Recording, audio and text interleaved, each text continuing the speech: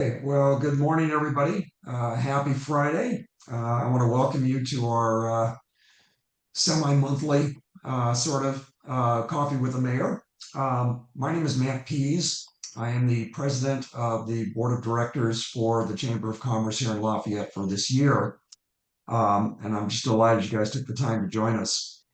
Um, the purpose of this call overall is to have kind of an informal way for our business owners and residents in Lafayette to have a conversation with our elected officials, primarily the mayor. It's relatively informal. This is not a set government meeting. Those of you who attend city council meetings know what that's all about.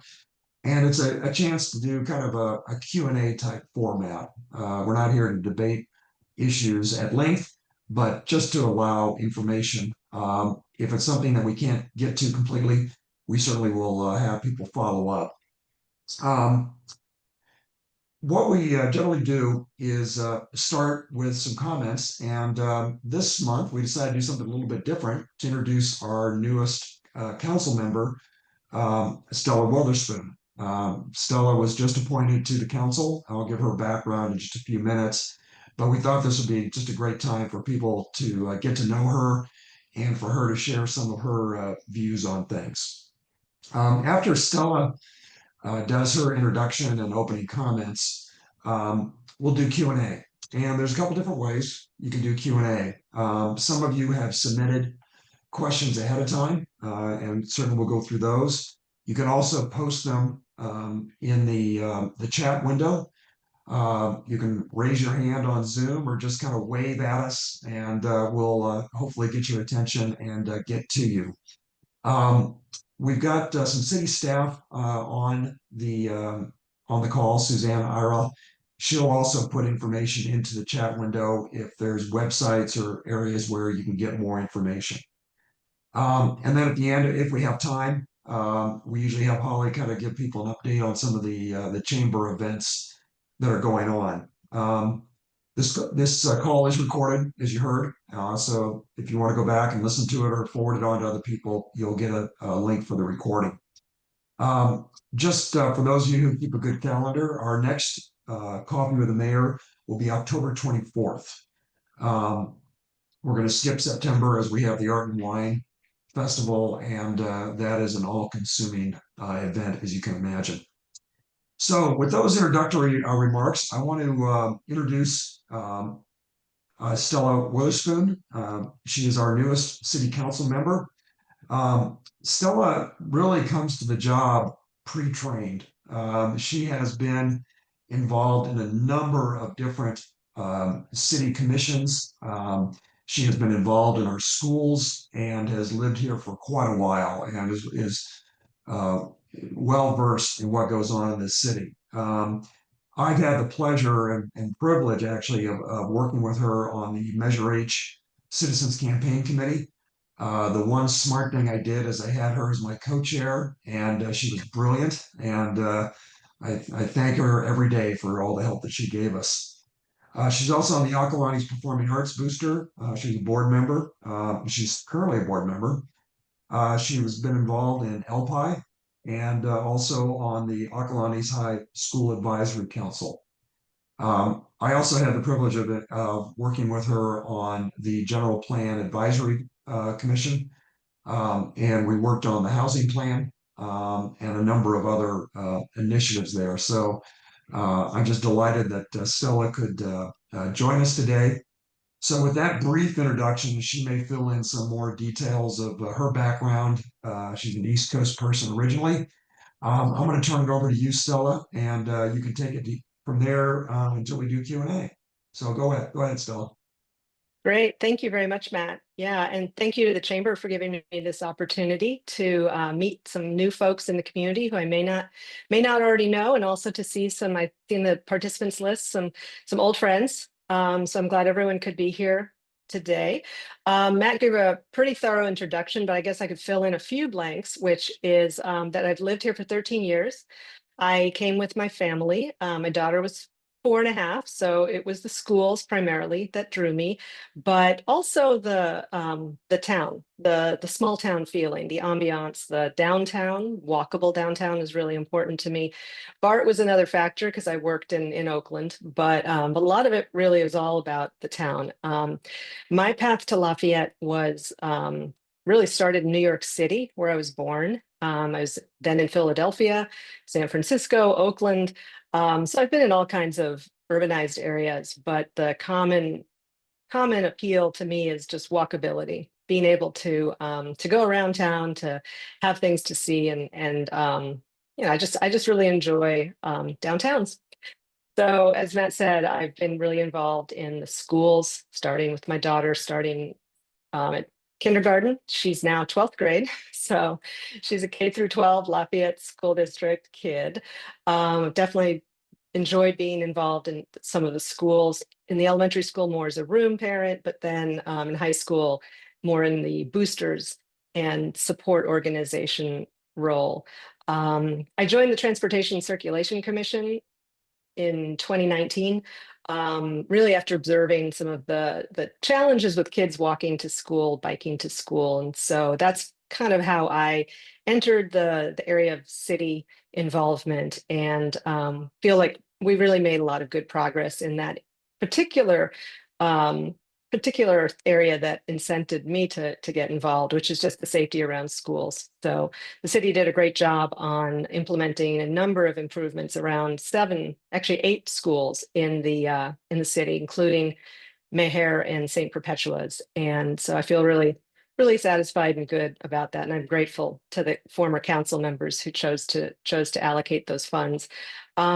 I really believe that roads should be safer for all modes, and that includes autos. I think that's an area where all of us can agree. We would really rather not see collisions and have close calls and have stressful moving about town. And so that's been my role. I also moved into GPAC, the General Plan Advisory Committee, as a representative from Transcirc. And as Matt mentioned, I worked really closely with some staff and then a fantastic committee of residents on the housing element as well as the safety element. Safety element was a real interest to me as well, because after the 2017 Santa Rosa fires, I became quite concerned, as I'm sure many of you are, about fire safety and about evacuations and preparedness, and certainly mitigation as well. And so within the safety element, I focused very strongly on fires and worked as hard as I could to ensure that it would include robust fire policies and programs to do what we can to protect us. With regard to the housing element, I think many of you had followed that process and know that it was very difficult. There were a lot of challenging decisions to be made, and trying to work within a just incredible pile of state laws that all interplayed or all were interconnected. And we did what we could. We did come up with a housing element plan, and I know that Patty had sent in a question about future downtown traffic and input on height and density. So maybe I'll just address that now. So the council, with respect to downtown traffic, is aware that with new residential development, there will be new people and they will have cars. So in trying to sort of be visionary about this, they've initiated a Mount Diablo corridor study, which is really just, I think, in a scoping phase, trying to decide or even just explore the direction, what are the questions to be asked. So I believe this would involve an outside consultant to help. And really the goal is to explore the potential impacts, mobility impacts of new housing developments in downtown. So I'm very supportive of that initiative that the council started. Another question Patty asked was about input on height and density of buildings in downtown. And the density and the height limits were developed within the housing element and zoning ordinance update process. that happened at the start of the year, and the public comment for that period is completed. So we do have now on the books new zoning ordinance that defines the way in which buildings can be built in downtown. I think another area, and maybe I should just cut my comments a little bit short so I give people a chance to ask questions, but I think SB 79 is a bill currently moving through the state legislature, and the council is very concerned about that. I am concerned about that, and I'd be happy to share more about my thoughts. Okay. Well, thanks, Stella. I appreciate the in-depth overview of your background, and I think as people see, you've got quite a bit of experience in the city, and that's going to really serve us well with your time on the council. As I mentioned, we're going to open it up for Q&A. We already covered Patty's question, but if you've got additional questions, you can put them into the chat window, and I'll monitor that. You can also raise your hand with Zoom or just wave at us, and certainly we'll call on you. So with that, one question that came in on the chat, Stella, was from Libby Henry, and that is, what about AB 2053? This allows developers to build projects with no parking. It was passed last year, maybe 2023. Do you have any thoughts on that? Yeah, well, I think that is surrounding BART stations. And the idea the state legislature has is that if you're near a BART station or quality transit, frequent transit access, that you'll be less likely to need a car. I think that's logical in a place like San Francisco or Berkeley, even Oakland. I think it's a little bit more of a tall ask in a city like ours, where it's distributed and primarily was built with auto mobility in mind. So I think what's probably going to happen, and this is just me speculating, is that developers will react to the market, the people that they want to sell or rent their housing to. And they know that a lot of destinations are car accessible, that people who live in downtown Lafayette, even though we want them to do probably all their shopping and all their business in Lafayette and walk to places that are close in downtown, they're still going to need to hop on the freeway and go places, just like we all do. And so I think that, I don't know the details because I'm coming in new to some of this area of the housing projects, the developments that have actually been proposed and are moving through the pipeline. But I recall that in the newest one that was, well, second to newest one that was approved, which is Oak Hill, an apartment building opposite the Safeway parking lot, that I believe the developers just said, well, we have to have parking, and we're going to have parking for our residents. So that's kind of what I have seen as the terrain for now, and we'll see. We'll see. These are private developers and they make their choices, but I think they are incentivized by the market conditions and demands. Very good. Any other questions from the group right now? Yeah, David, you're on mute. I'll take it. This is not particularly a question, but I'll jump in and say it anyway. Congratulations, Stella. I'm really glad that you're on board, and I look forward to working with you for the next, 27, 28 years, maybe something like that. No, I'm kidding. I hope not. Yeah, understood. Congratulations. Thank you. Thank you, David. There was another question that came in earlier, and maybe you can kind of give your thoughts about parks in the city. You know, do you want more? Is it keeping the existing ones more enhanced? What are your thoughts in that area, you know, as you're starting your career in this position, Stella? Sure. Well, you know, I should tell everyone that I'm on the board of the All Ages Recreation Downtown nonprofit, and I think parks are important. I think it's important to have outdoor space that residents can relax in, can come together in community, build community. I think we see that Plaza Park is just incredibly successful.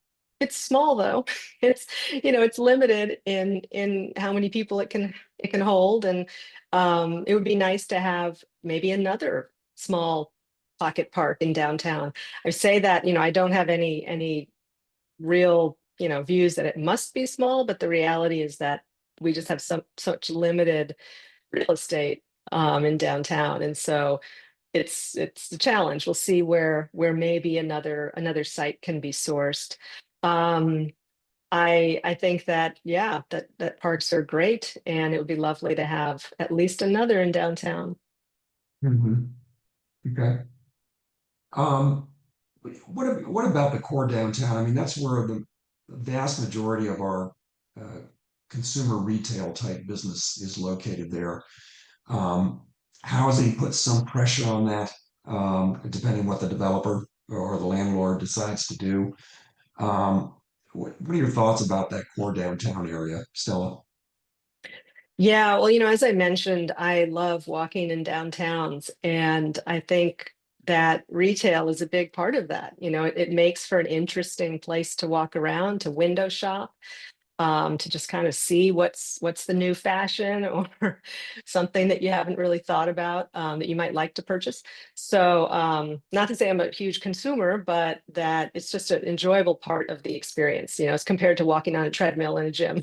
I would rather be walking either in downtown or on some of the trails. Reservoir is amazing. Trails are great too, but I really enjoy downtown. I'm concerned about the pressures of the higher densities and basically housing developments that will be not required to have ground floor commercial. It's going to be up to the developer.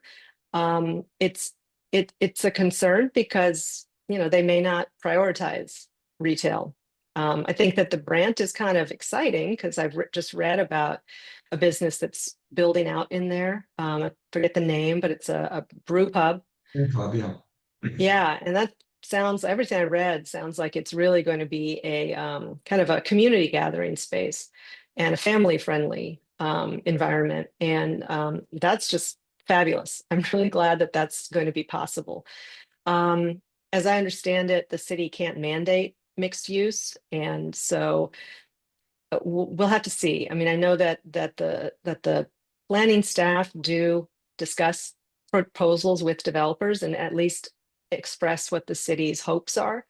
And so I hope that there might be some more downtown retail space within these new buildings. One thing that I have observed is that in cities where they do have ground floor commercial space, that sometimes it's not leased, that it sort of sits there vacant. And I don't know the reasons, but I suspect it's just because the cost of the rents is high, because the cost of the building was high. And I don't want that. I don't want to see more empty storefronts. And so we'll work as best we can with the chamber, with businesses to both retain existing businesses, attract new ones, and then absolutely try to retain or maintain the existing commercial spaces. Right. Um, Cheryl McDonald, you had a question. If you want to unmute yourself and go ahead, uh, you can go ahead and ask your question. Cheryl, you're still muted. There you go. Oh, thank you. Congratulations, Stella. Welcome aboard to the City Council. I did have a few questions, mostly downtown related.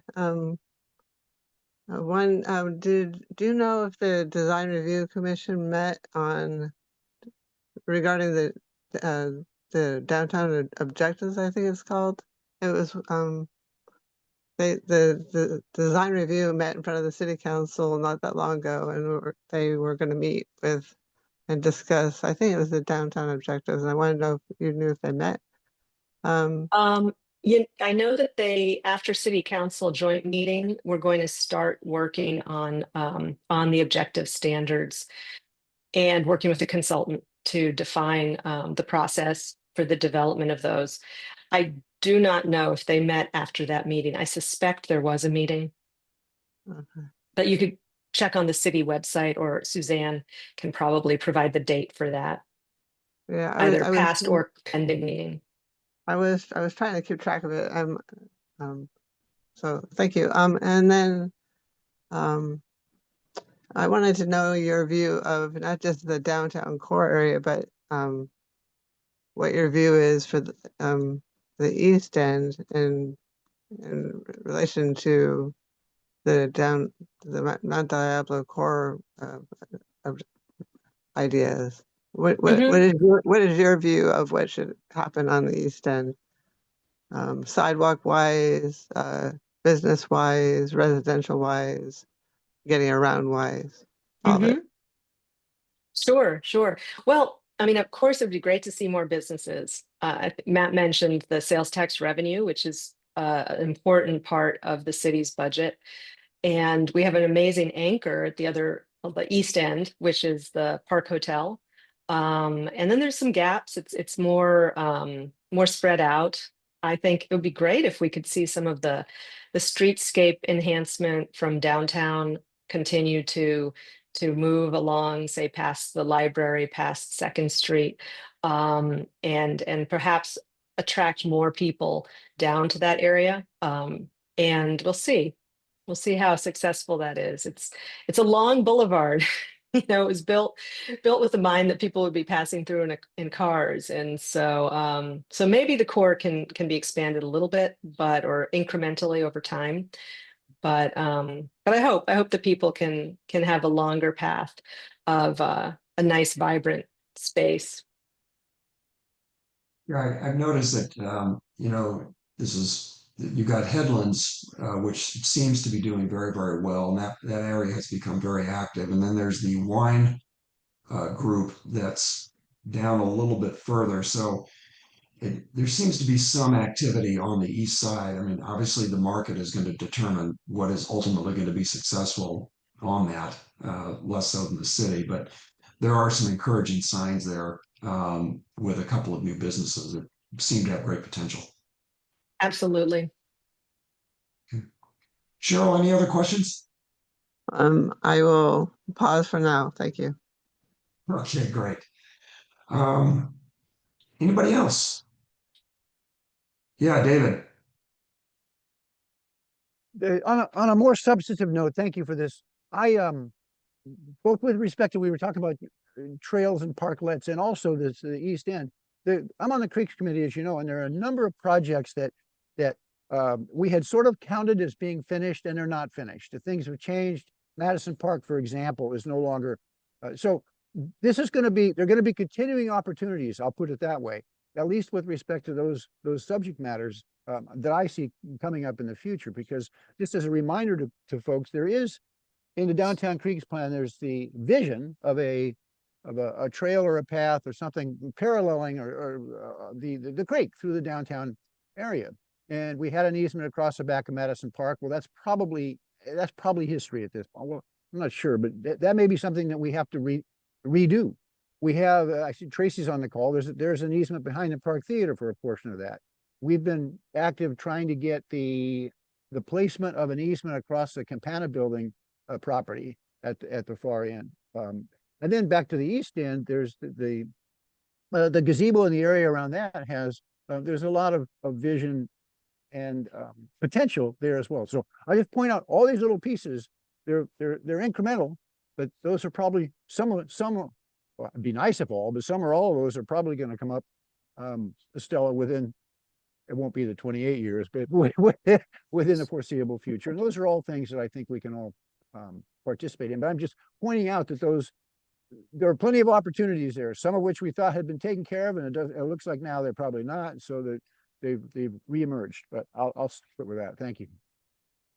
Yeah, thank you for bringing up creeks, David. Absolutely, so important. Just we can't escape them in our environment, in our topography. They're really just part of our natural landscape and features. They're important for flood control. I mean, effectively, they are the way that our stormwaters flow, and they're also beautiful. They're a ecological habitat for so many little creatures that are our friends. I think everyone's enjoyed. Hopefully, everyone on this call has seen the not sea otters, the river otters, at least once. They're kind of charming little guys that come through, and the creeks are also, yeah, like David says, a really interesting opportunity for creating footpath where people can both get places, but also enjoy a different experience than a hillside trail, for example.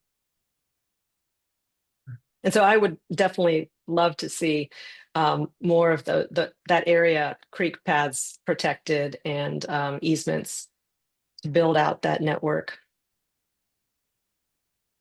Okay, works for me. Thank you. Okay.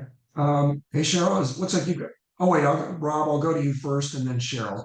Rob, why don't you go ahead? Thanks, Matt. Sorry, I couldn't find the raise hand feature. That's Hi, quite all Stella. right. Welcome to the City Council. Can you Thanks, hear me? Rob. I was wondering if you could speak about the city's ability or limited ability to control projects like the Walgreens project that appears it's like 6 to 8 stories, and it seems to be designed, at least in the concept, to exceed the even the new higher zoning that was approved in the housing element.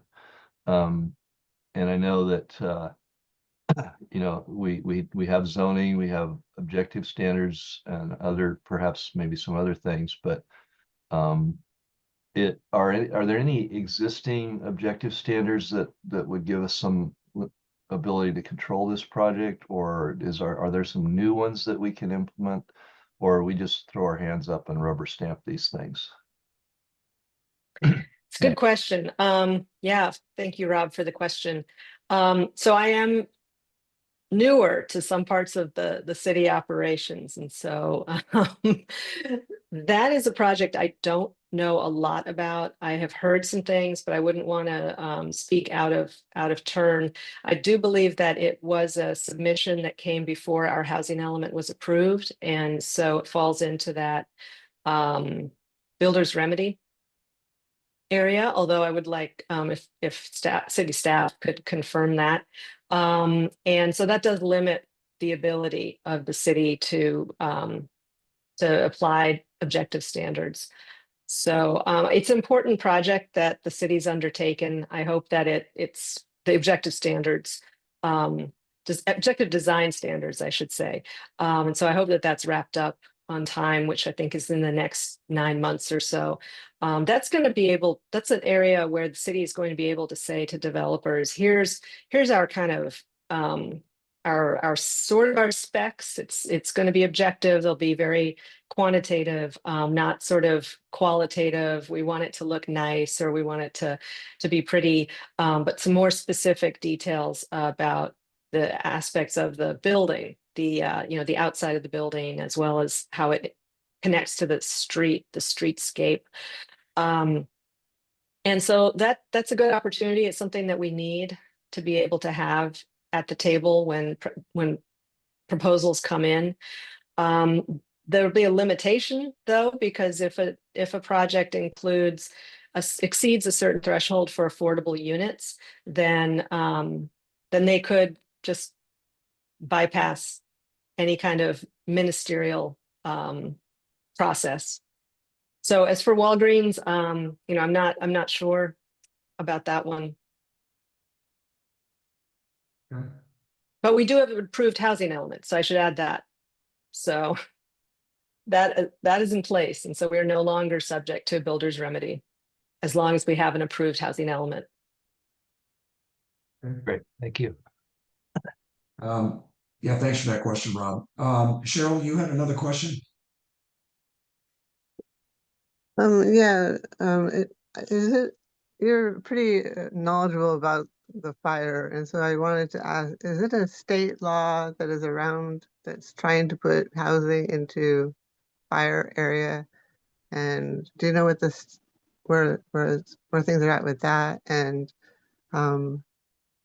being on, involved with the downtown area, how that could affect or not affect, getting out of the downtown. Like, where's the law at right now with that?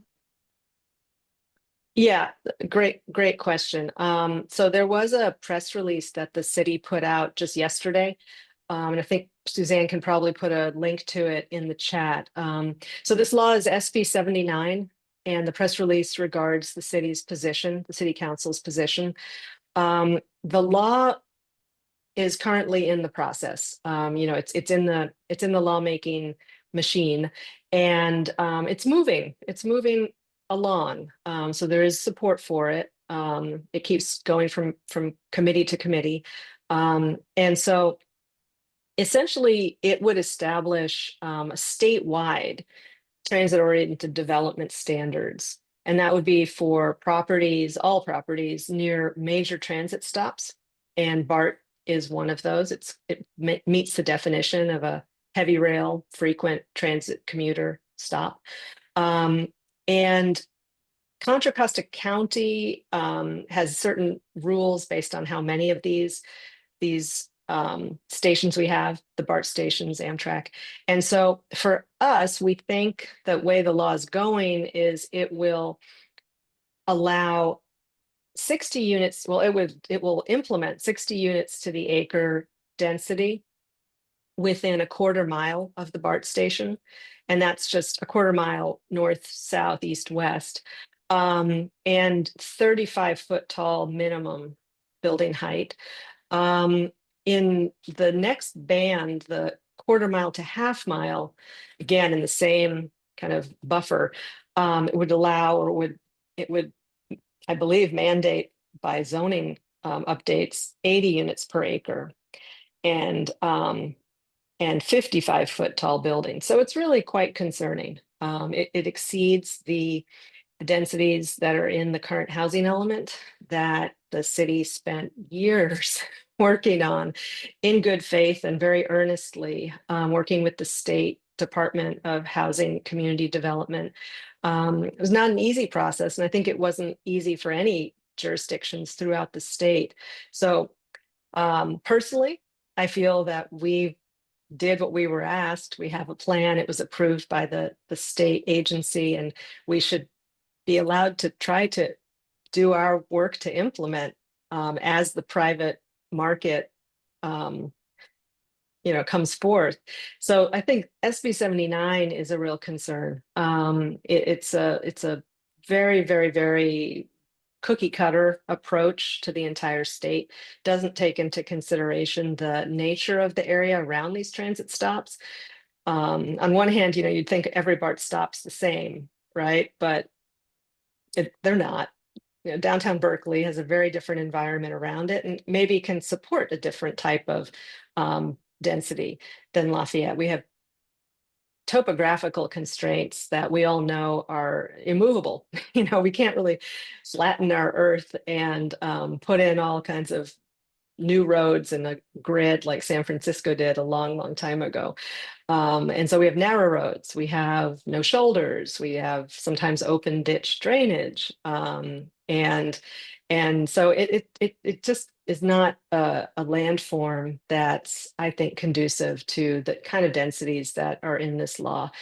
So, or in this bill, I should say. So the city council's position is to oppose the bill, and is on record as opposing, along with a number of other cities and organizations across the whole state. And right now, the city council's legislative committee or legislative subcommittee, which are 2 council members, has been working in Sacramento and with the sponsors of the bill to try to hopefully get some modifications in that would move it closer to where it could not be as radical a change for Lafayette. But it's a big, tall ask, because you're talking about Sacramento.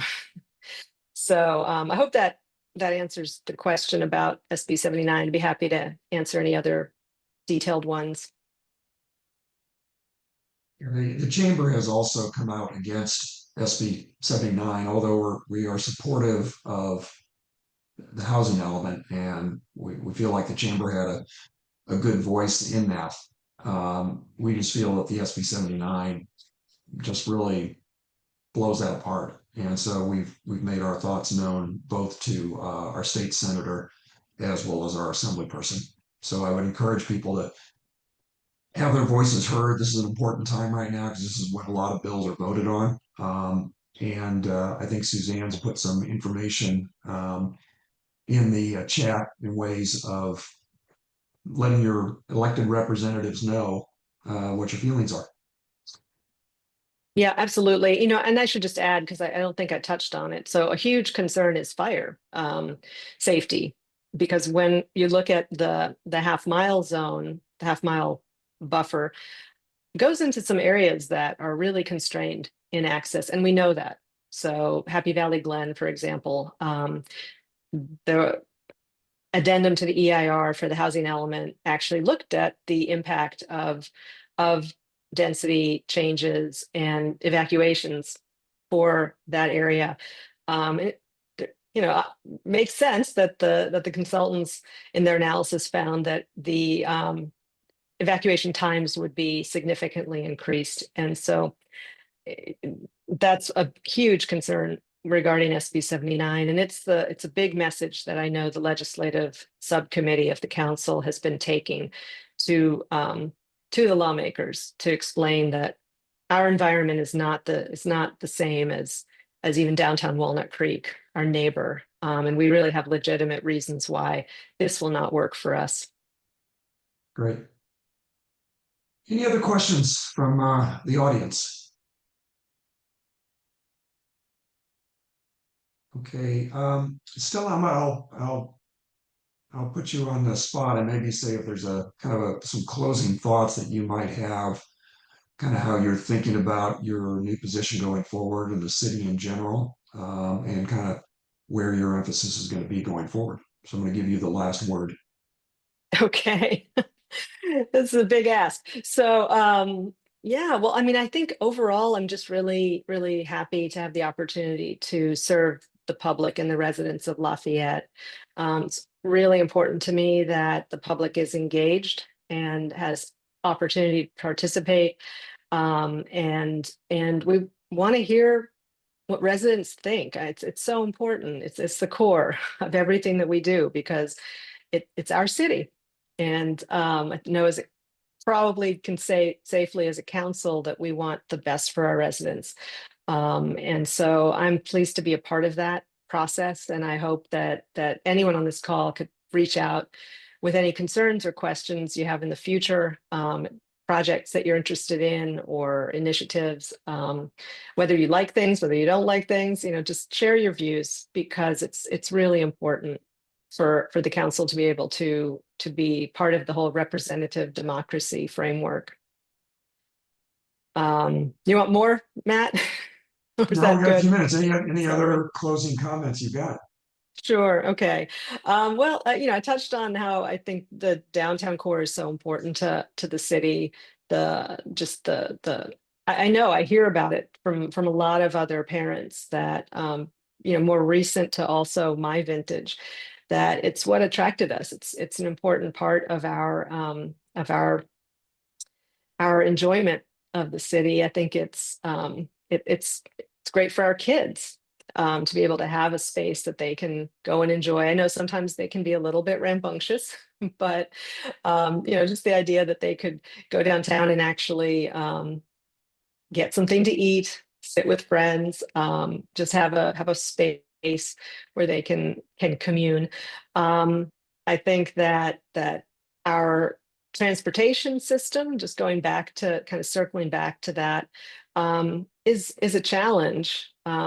It's really, we don't have a good grid. We don't have great connection between all of our areas. Our road network is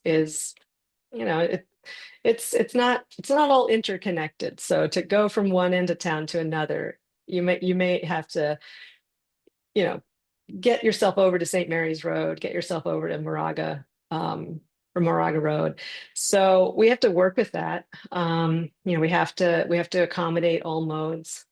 I think absolutely we should make things as safe as possible, and that includes for bicycles and pedestrians.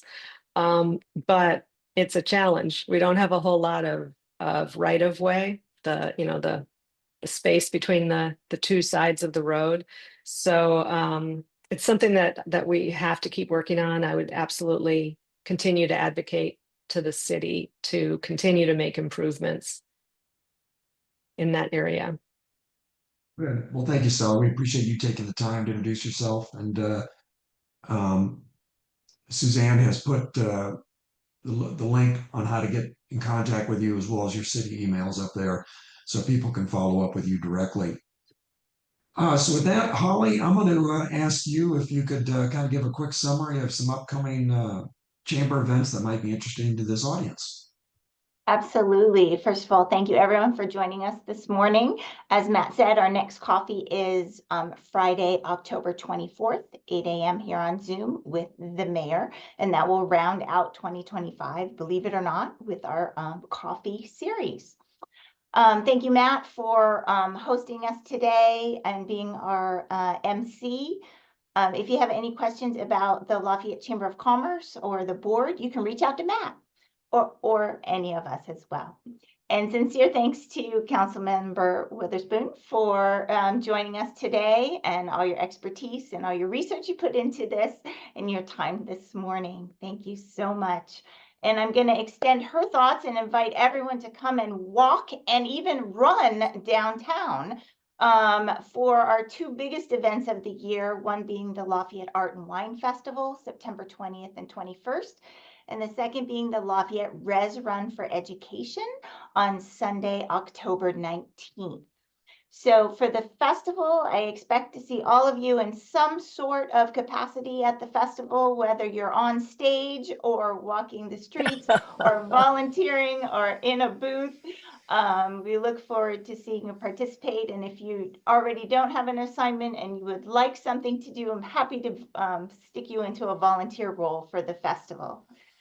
Registration is open for the Lafayette Res Run for Education.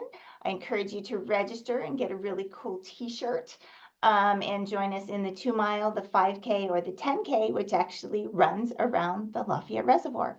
So both of these events allow us to give tens of thousands of dollars back to our community, our schools, and our nonprofits, and all those other great volunteers here in the community. Speaking of downtown businesses, we've actually had a few ribbon cuttings for new businesses this summer, and we have a few more scheduled for the next few weeks, including a ribbon cutting at Justine McPhee Interior Design. We'll be showcasing La Marinda Gynecology and Surgery's new location on Moraga Road. They've been in Lafayette for a few years, but they've moved just recently.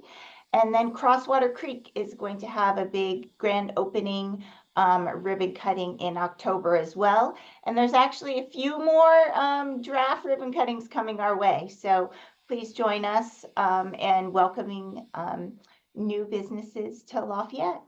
Again, thank We you. just did the ribbon cutting for Abe's Cafe, which is right next to the Crosswater opening, and that whole strip along there has really blossomed. So if you've had a chance to wander down there, Abe has got the best empanadas I've ever had. So please stop by. He's doing a great job down there. So that's a non-compensated plug for what is a really nice cafe. And to cool down, please visit the Scoop in Lafayette Square. We have a ribbon Yes. cutting there, hard ice cream here in Lafayette. So yeah, very excited for our new members. Good. Tracy, do you have a question? You're on mute. Still on mute, Tracy. There you No, go. I just, as part of the conversation about the downtown corridor and all the ribbon cuttings and everything, I wanted to take the opportunity to let everyone here on the call know that with the Park Theater Trust, our plans went to the county a week ago for our building permit. And we have all the necessary support or certifications from the various regulatory agencies. And so they are complete. And once we're assigned a planner, we anticipate the process to take maybe 5 to 6 weeks for initial comments to come back. And we feel we're on track to really begin the renovation, the formal renovation in November, which will keep us on track for opening of December 2026, where we hope we'll have a ribbon cutting. Right. That'll be a fun ribbon cutting. Yeah. So anyway, just wanted to update you all on that. Thank you, Tracy. And Jill, you had your hand up for a question or a comment. Wanted to announce on September 24th, our office is holding a community listening session at the Lafayette Veterans Hall from 6 to 8 p.m. The Board of Supervisors has allocated $1 million to each of the 5 districts to spend as each supervisor sees fit in their district. So we're looking for community input on gaps in services where, based on the state and federal government, where things might be tighter and harder, and also at our small businesses and community-based organizations on where they may still be struggling. So more information to come on how to RSVP, but 6 to 8 p.m. on September 24th will be the La Miranda meeting. We will also have one in San Ramon Valley, and we will also have one in Walnut Creek through the month of September. So more to come. Thank you, Jill. Okay, with that, Holly, thank you for getting everything organized and keeping us on track. And Suzanne, thank you for all the information in the chat window. You really give everybody the ability to get all the full information. So thank you for doing that. And hope to see all of you both at the Art and Wine, wandering around the city, and also in October for our next Coffee with the Mayor. Thanks, everybody. Really appreciate your time. Matt, Thank you. Yeah. I'm sorry, I wasn't paying attention. Could you tell me where these new businesses that are next to each other, where is it? Oh, yeah, it's across the street from Postino's. Oh, There's a okay. Mexican restaurant, Abe's, there's a flooring shop. That whole strip there is now fully occupied, and Oh, okay. it looks tremendous. Thank It's been a long time coming. I remember when it was Jim's grocery store. Yeah, it's been a That's lot. how far back I go. Yeah, it's been a lot of things, Libby. Absolutely. Okay, everybody. Thank you very much. Thank you. Thank you. Thanks thank so you. much. Thank you, Stella. Take care, Morning. everyone. Yeah, Bye. pleasure to be here.